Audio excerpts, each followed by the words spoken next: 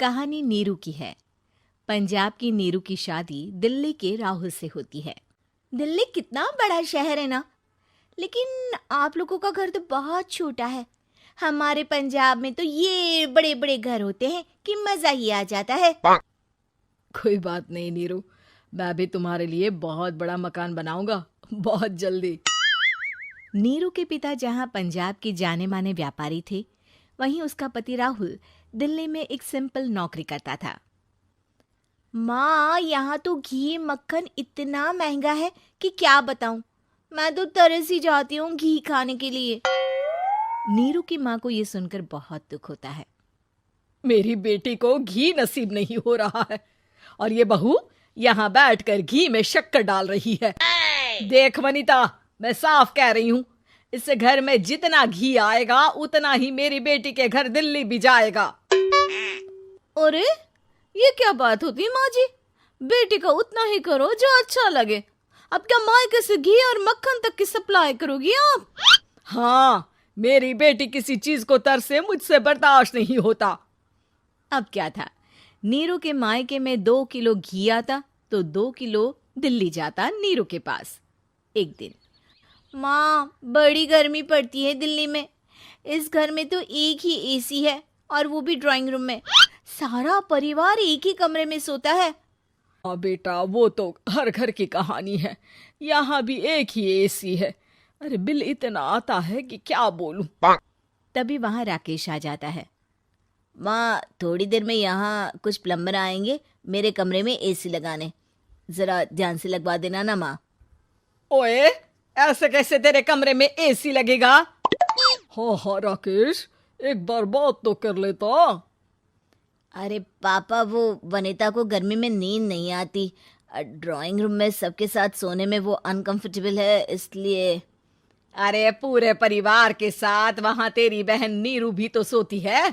वो नहीं हो रही क्या अनकंफर्टेबल? समझ रहा है ना?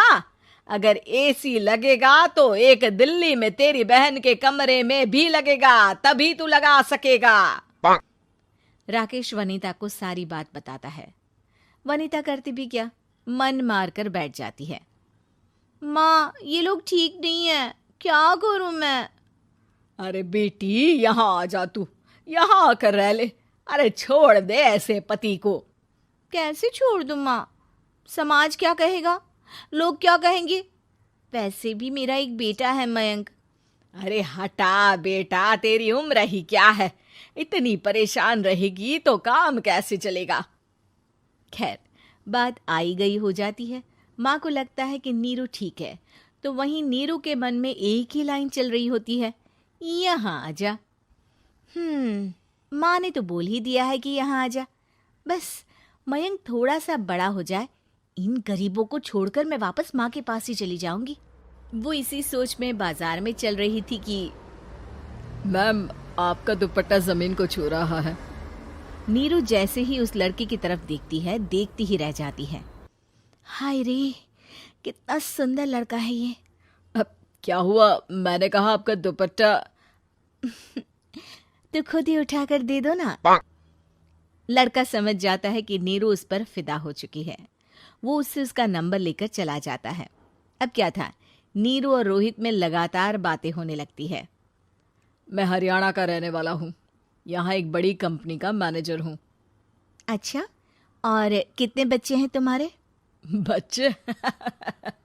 अरे मेरी तो शादी भी नहीं हुई है। तुम बताओ, शादी करोगी? नीरू शर्मा जाती है। अब लेकिन मैं तो पहले से ही शादीशुदा हूँ। मुझे फर्क नहीं पड़ता, बस तुम शादी कर लो। भाग चलते हैं, बहुत पैसे वाला हूँ मैं, हमेशा खुश रखूंगा तुम्हें। नीरू रोहित से मिलकर सारा प्लान बना लेती है और फिर एक दिन घर से भाग जाती है। दोनों शादी कर लेते हैं। शादी के बाद, क्या बात है नीरू, तुम्हें परेशान सा देखता हूँ, सब ठीक तो है ना? हाँ हाँ, सब ठीक है।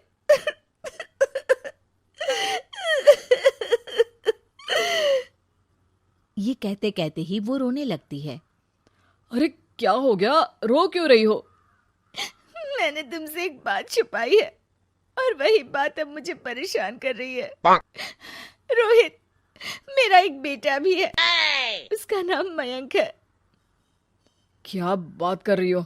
ये तुमने मुझे पहले क्यों नहीं बताया? देखो नीरू, मेरी माँ को मैंने ये नहीं बताया है कि तुम शादीशुदा हो। बच्चा मैं मैनेज नहीं कर पाऊंगा। नीरू को समझ में नहीं आता कि वो क्या करे। तुम उस बच्चे को अपनी माँ को क्यों नहीं दे देती? नीरू चुपके से माँ को फोन करती है। माँ, क्या मयंक को तुम रख सकती हो? बेटा, मैं राकेश के साथ बात करती हूँ। आखिर घर का बेटा वही है, जो वो बोलेगा। वैसे भी बेटा, तूने जो किया है ना, उसके बाद से पूरा घर तेरी बुराई कर रहा है। मैं भी अब किसी से तेरे लिए लड़ नहीं सकती। राकेश बेटा, नीरू ने तो जो किया बहुत ही बुरा किया, लेकिन मैं सोच रही थी कि क्यों ना मयंक को हम यहाँ ले आए। तभी वनीता बोल पड़ती है। वाह जी, ऐसे कैसे यहाँ ले आए? यहाँ क्या भंडारा भरा है? और जिस बच्चे की माँ ने नहीं सोचा, उसके लिए हम क्यों सोचे? नीरू को एक बार तो अपने बच्चे के बारे में सोचना चाहिए था ना। अरे लेकिन तेरे पास भी तो लड़का नहीं है ना वनीता। माँ, वनीता ठीक बोल रही है। कल को वो बड़ा होकर इसी घर का हिस्सा मांगेगा तो हम क्या करेंगे? माँ कहती भी तो क्या, वो चुप रह जाती है। वहीं नीरू का पहला पति कहता है। माँ, अगर आज भी वो वापस आ जाए तो मैं उसे माफ कर दूंगा। बेटा, गरीबी चीज ही ऐसी है, क्या करेगा? तू तो अब मयंक का सोच। वो बेचारा तो बिना माँ का हो गया। मयंक के खातिर तू दूसरी शादी कर ले बेटा। लोगों के लाख समझाने के बाद नीरू के पहले पति की शादी रिद्धि से हो जाती है, जिसके पहले पति से 2 बच्चे होते हैं। देखो जी, मैंने शादी सिर्फ बच्चे के खातिर की है। मैंने भी शादी सिर्फ बच्चों के खातिर की है। वहीं नीरू के दूसरे पति के मन में ये बात घर कर जाती है कि नीरू एक मासूम बच्चे को उसके खातिर छोड़ कर आई है। अब देखो नीरू, मुझे लगता है कि जो औरत अपनी कोख का बच्चा छोड़ सकती है, वो तो कुछ भी कर सकती है। कल को तुम्हें मुझसे अच्छा कोई मिल गया तो तुम तो मुझे भी बाय बाय कर दोगी ना। नीरू को अब उसका दूसरा पति ताने देना शुरू कर देता है। तंग आकर नीरू उसके यहाँ से भागकर अपने पहले पति के पास चली जाती है, लेकिन ससुराल में क्या लेने आई है नीरू, मयंक को? नहीं नहीं सासू माँ, मुझसे गलती हो गई, मुझे माफ कर दीजिए। नीरू, अब वक्त खत्म हो गया है, मेरी शादी हो चुकी है। तो छोड़ दो ना उसे, हमारा बच्चा है।